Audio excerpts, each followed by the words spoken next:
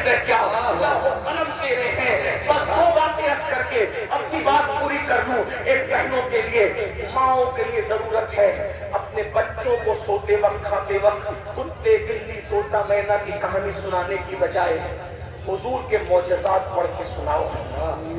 حضور علیہ السلام کے معجزات، حضور کی شانیں. اور ایک بات کہوں، حضور کی شانیں اتنی زیادہ ہیں ہماری زندگی ختم ہو جائے گی لیکن حضور کی شانیں ختم نہیں ہو سکتے.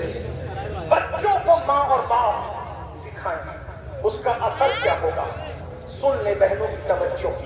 اور بہنوں سے بھی کہتا ہوں، کوئی میں آپ کو تقیانوسی بات کہنے نہیں آیا، سیریل کی گندگی سے نکلو.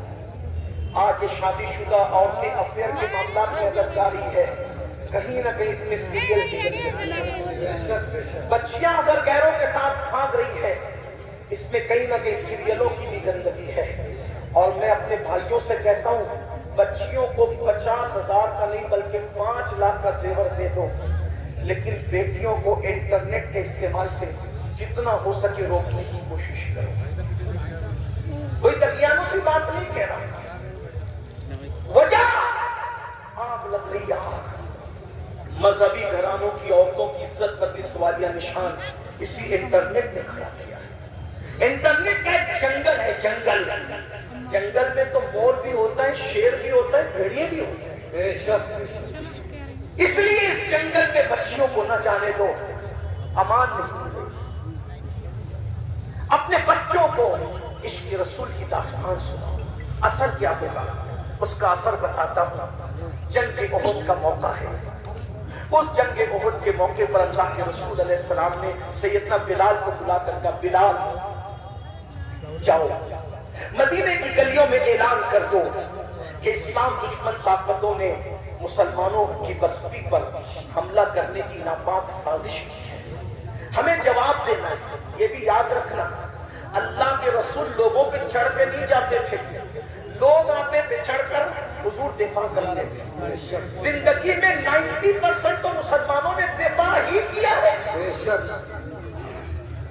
اللہ کے رسول علیہ السلام نے بس دو باتیں، ایک بات ہو رہی ہے اس کے بعد ایک بات ختم، لیکن توجہ بہت اچھے سے سن رہے آپ. اللہ آپ کو جزائے خیر. بلال جاؤ مدینے کی گلیوں میں اعلان کر دو، سونے والوں اٹھو چلو حضور بلاتے ہیں.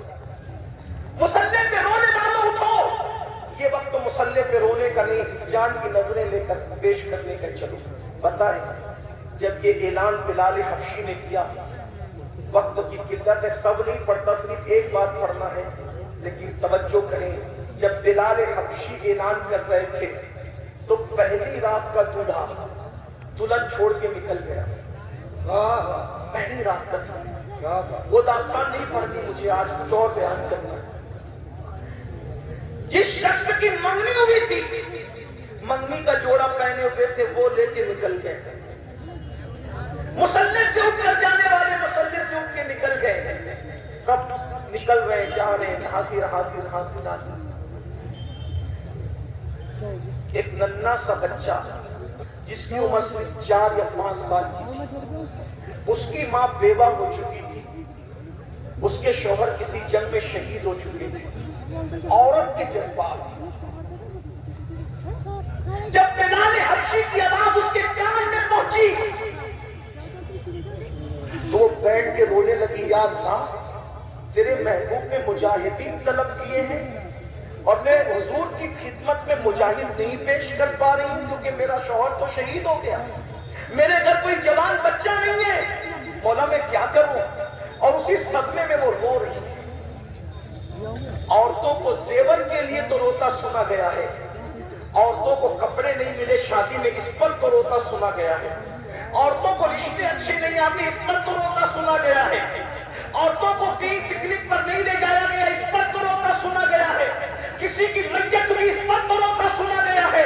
لیکن وہ خواتین کے جذبات دیکھو.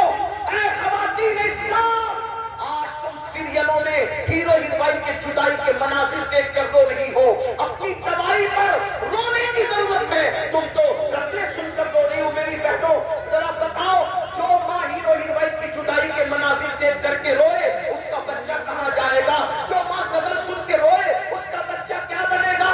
لیکن اس ہے کہ رسول اللہ کے منادی نے اعلان کیا ہے اور میں حضور کو کچھ پیش نہیں کر پا رہی. روتے روتے اتنا روئی کہ اس کی ہچکیاں نکل پڑی. جب اس کی ہچکیاں نکل پڑی, پاس میں سویا ہوا بچہ ماں کی ہچکیوں سے بیدار ہوا. ہونے کے بعد ماں سے پوچھا, امی کیوں رو رہی ہو؟ امی جان تمہارے رونے کی وجہ کیا ہے؟ ماں نے بچے سے کہا, میرے بیٹے تو میرے درد کو سمجھ نہیں سکتا, میرے بچے تو میرے درد کو سمجھ نہیں سکتا.